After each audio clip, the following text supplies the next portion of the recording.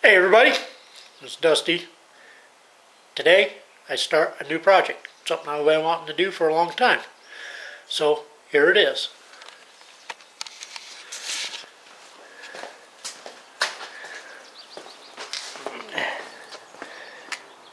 We've gotten some parts for a 1923 Bucket T. We got the radiator, the grill, the headers, Pitman arm, steering arm, the brackets for the keg tank. There's the keg tank. The windshield frame, headlights. Over here we have a frame.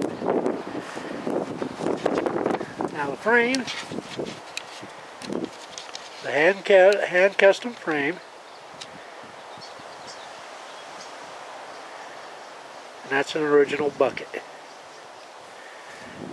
Then we have a rear end.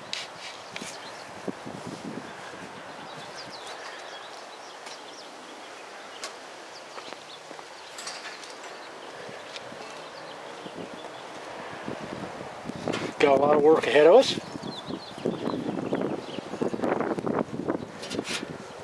But I think we can make this work.